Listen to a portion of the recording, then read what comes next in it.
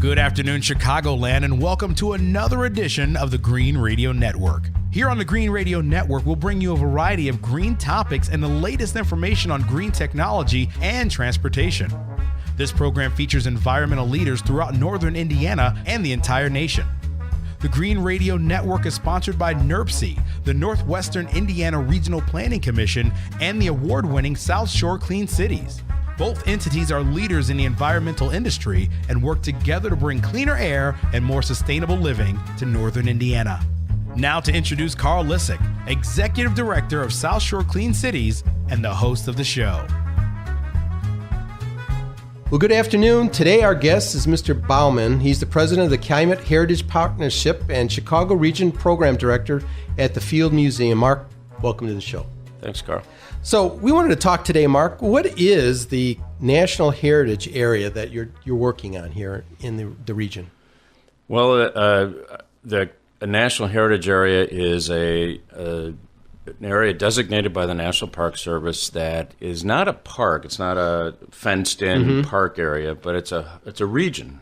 And you make the case to the National Park Service that this region is nationally significant because it's got an important story to tell to the country, and that it's going to point us in the right direction going forward. So what we're working on right now is to try to make the Calumet area a National Heritage Area. Wonderful. We've just released a draft feasibility study that makes that case. Wonderful. And then talk about a little bit about the partner. As we talk about this partnership, again, I think in our area we talk a lot about the National Park Service. We talk about the Pullman District. That just being recently recognized as a National Park partner. And talk about some of those things so folks can get an understanding of exactly what that means. Sure.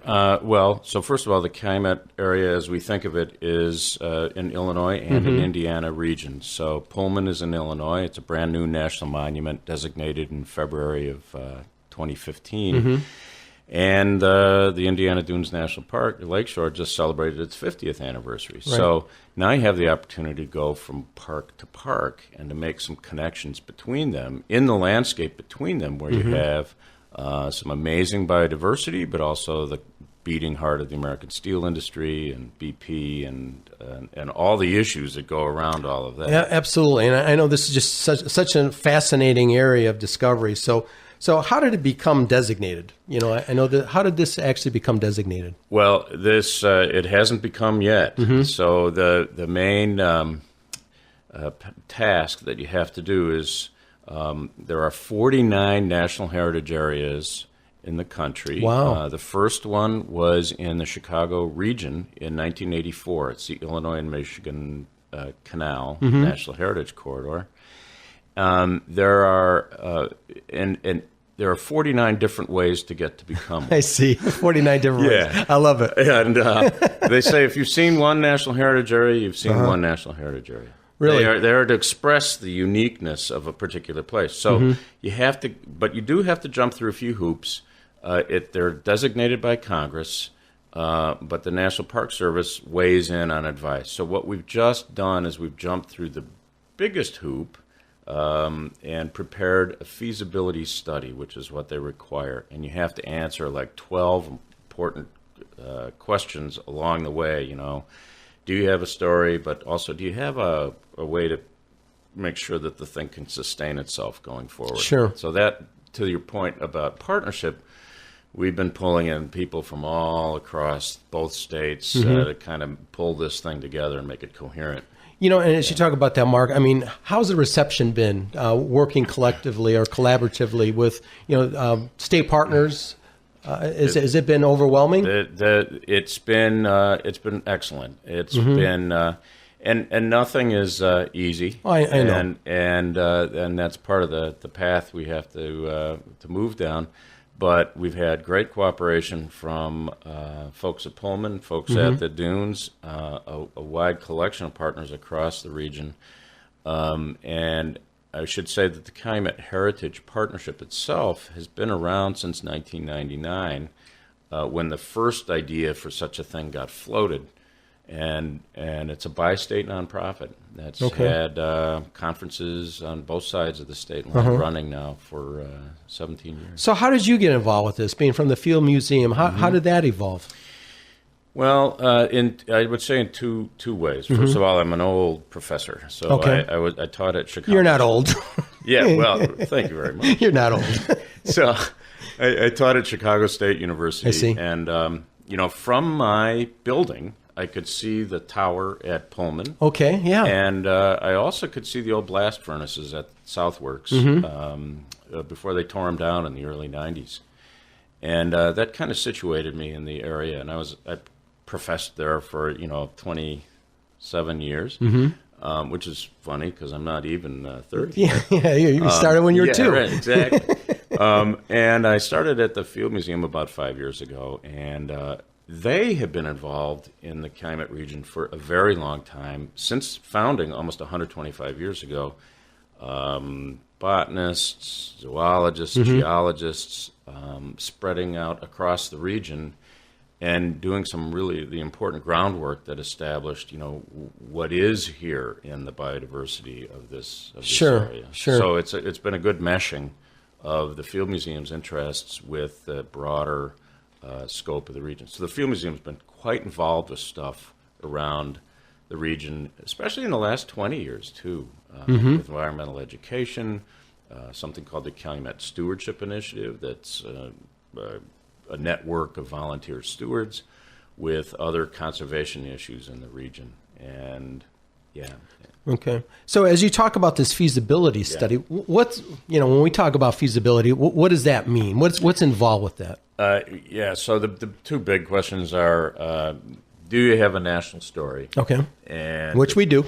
Which we certainly do, but we had to pull it together. And is the entity itself operationally feasible? So on the first point, we did a huge resource inventory. One of the things that I would point listeners to is the website calumetheritage.org, because that's where the resource inventory is found. All the places across the area, one of the tenets of sustainable development is if you have it, don't tear it down. Right. You get points in your green building and stuff if you're reusing materials. Well, we've got a lot of landscape to be reused, a lot of places, a lot of infrastructure already in place. So we pulled together a listing of all the historic sites, all the historic landmarks, all that kind of stuff, and then crafted with expert help around the country, actually and around North America, expert help on what is nationally significant about this area. It's biodiversity amidst its industrial power, and the two sometimes clashing, but occasionally and increasingly sort of figuring out how to get along with each other in this place. And I think we have a lot to teach the rest of the country about what's a good way to do that. The fact of the National Lakeshore, created out of this compromise between steel and the dunes, boom, there it is. The fact of things like the Grand Calumet River restoration. Right, big job, big undertaking. Right? Unbelievable, and to go there and to see what can be done is inspiring. I feel kind of optimistic, actually. When you put all the pieces together, nobody says it's easy, but when you are faced with the problem and you see what can be mobilized to get people together, it's pretty amazing.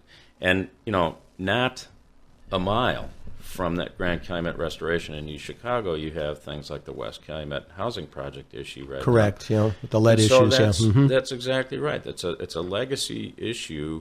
How we respond to that is going to say a lot about what folks in the region have in order to continue to pull together. Sure. So there's that side of things. On the operational side, it's been an interesting journey. Calumet Heritage Partnership is a all-volunteer nonprofit, but we've had good support from some of the foundation world. I should say that ArcelorMittal has actually been a supporter of the project. Yes. And as they have been working to pull together a bi-state sort of sustainable development collaborative, those two efforts have been being brought together in a way that I think people realize that the story of this piece, the National Heritage Area, is really useful to ground the sustainable development piece because the heritage is actually alive. Fascinating, just fascinating. I mean, it's just so interesting to see, the decades of work that has been going on with this, and now it's coming, to fruition, and we continue to move forward in this bi-state collaborative. That's very interesting. So you're listening to the Green Radio Network here on WIMS Radio. I'm your host, Carl Lissick. We'll be right back with Mr. Mark Bouman of the Calumet Heritage Partnership in the Field Museum right after this. There's nothing more important than spending time outdoors with your family. That's why it's so important to do whatever you can to keep our air clean. It's good for the environment and good for the health of your friends and family. Take a closer look at how poor quality is affecting our community. Across the 3 counties of Northwest Indiana, recent studies from the American Lung Association show that 9% of adults suffer from asthma, 4% live with chronic bronchitis, 38% have a form of cardiovascular disease, and 10% of the children in Lake and LaPorte counties struggle with pediatric asthma. Now, the number of adults with asthma is nearly that of adults with diabetes. Consider how diabetics make adjustments to their diet in order to be as healthy as possible. Everyone can make adjustments to improve air quality and the quality of life for those who live with asthma and other lung diseases. Northwest Indiana, clean air, think green, breathe easy. A message from NERPC. Welcome back to the Green Radio Network here on AM 1420 WIMS Radio. I'm your host, Carl Lissick of South Shore Clean Cities, here to bring you the latest information on green projects and topics across the nation. Our guest today is Mr. Mark Bouman. He's the president of the Calumet Heritage Partnership and the Chicago Region Program Director for the Field Museum. And we're just here talking today about the Calumet Heritage Partnership, Mark. And so, again, we're just talking about some of the national significance around this with this Calumet, the Calumet region. There's some rare landscapes that are biodiverse. They're not yet captured in either national park. And at the same time, they are right next door to the nation's leading steel producers, which are, iconic buildings, a major presence on the landscape, major employer. And to have that right next to each other, that juxtaposition, if I can say that, is what makes this significant. And so next steps. Okay, we've done the feasibility study. So what are our next steps in this process? So the next steps are we've made the feasibility study. It's a draft right now. It's available for public comment. And that's you can see that the public can see that at what location? CalumetHeritage.org. Okay. And it's available until February 3rd. It's also available at 9 libraries throughout the region, including Michigan City, Valparaiso, Hammond, Whiting, Crown Point, and Portage. Okay. Those 6 public libraries. And there's opportunities to send in your comment. There also is an annual meeting of the Calumet Heritage Partnership this Thursday, January 26th. Okay. At the Marshall Gardner Center for the Arts in Gary. In the really? section Okay. on Lake Street. Doors open at 6:30. To become a member of the Calumet Heritage Partnership, it's a $10 annual thing. But come anyway and be our guest. We're combining forces with the Calumet Stewardship Initiative. So these are how some of these things are starting to coalesce. I think and so that we get more impact out of it. So then people can get involved. I think read through the study. Find something that is compelling. It's open-ended. What happens next is, you try to get the congressional delegation to kind of take it the rest of the way across the line. So there's a lot of conversation, a lot of work to go. I would say that they've been very interested in the process. They want us to prove it, that we can get it done, that we can get the feasibility study done, that we can show that it's going to add value. And so far, so good.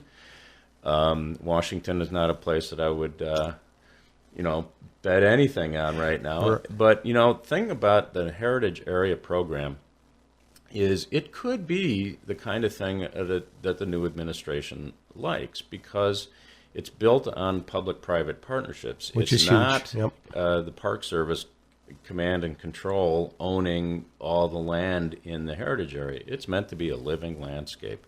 And that message might resonate a little bit with the current Sure. So we'll see like opportunities for bike trails, collaboration Right. between our transportation systems, things like that. Exactly. So if you think about literally, how do you connect Pullman with the Indiana Dunes? Right. I actually walked it with some friends last summer, and parts of it we were crashing through brush. Parts of it we were on wonderful brand new trail, which I think is totally significant. The idea of charging stations Right. that would the stretch across the landscape from one park to the other, that would be awesome. Even just as a message.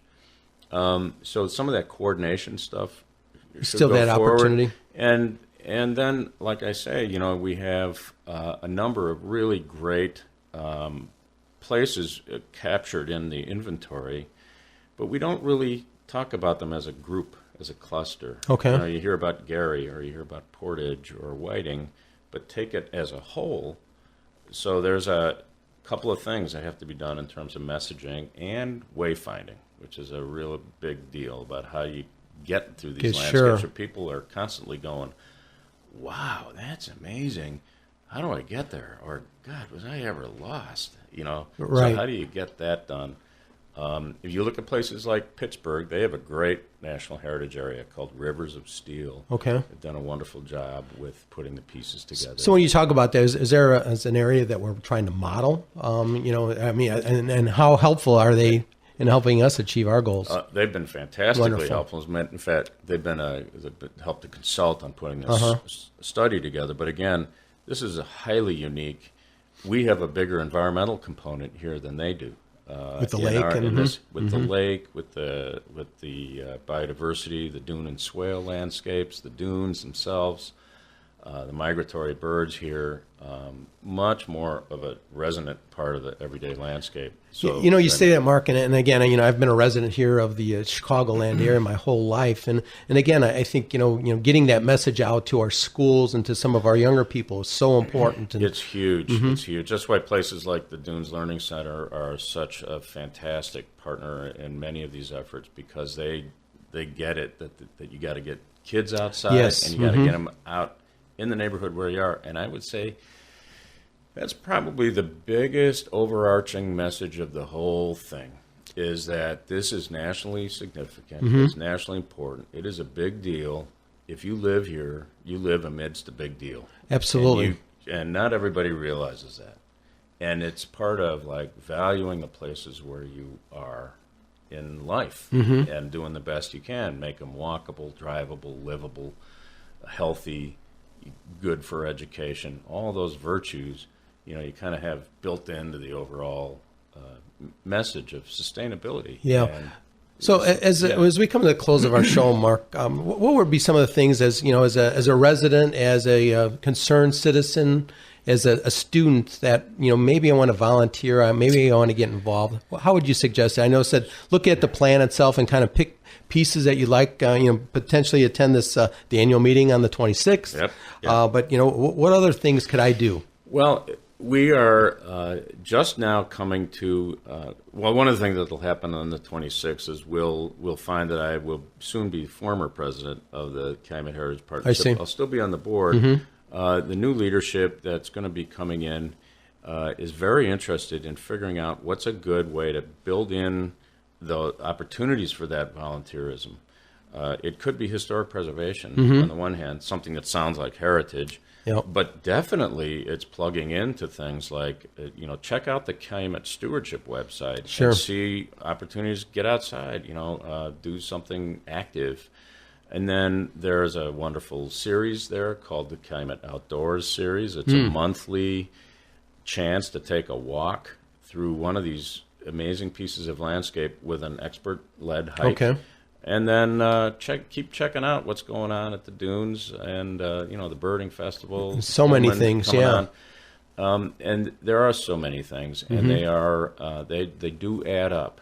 They definitely add up into something that is a story that the nation needs to know. And I think that's one of the things, too, the premise of our Green Radio Network is really to talk about all these great things that are going on in our states, in and around our area, and collaborate. And again, I think, education is just the key for people to learn about some of these things. And don't be scared to ask questions. And, if someone would like to make a phone call or go to the website, is there any way to contact check.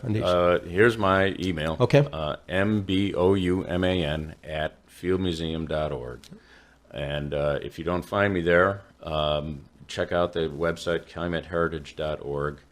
That there's all the information about the feasibility study, but a lot of the past and present, lots of links about what else is happening in the region. Wonderful. And any closing thoughts? Well, Carl, I think what you guys are doing is awesome. And Well, thank I think you. that, as you say, that networking, collaborating, communicating, that's the name of the game. And we just got to keep finding each other and then coalescing those networks. It really that is. Has impact. And as you say that, Mark, it's like, what we've seen is that, when people talk about our area, it's always negative. And we see some of these great programs and projects that are going on, and it's just so invigorating for the future. We talk about the brain drain leaving Indiana and Illinois for other areas, and we've got so many of these prestigious areas that, are available to economic development and education and heritage, as you say. That's exactly right. And we need that. That's why the education is so important. We need people's best ideas about how to make the next 150 years of this Absolutely. region. And the first 150 years went by really quick. Not that we're that old, Mark. It had a little bit of an impact. And it sure did. And, love to hear, more. Maybe we can have you come back later this year to talk about, some of the new initiatives and maybe some of the results of this feasibility study, which will be very interesting. And, awesome. That will do it for today's edition of the Green Radio Network. I've been your host, Carl Lissick. Thanks again to our guest, Mr. Mark Bouman of the Calumet Heritage Partnership and the Field Museum. And be sure to join us again on WIMS Radio and Girard Media for the next edition of the Green Radio Network. And visit us online at southshorecleancities.org. And thanks again for joining us. And remember, it's never too late to begin your environmental legacy.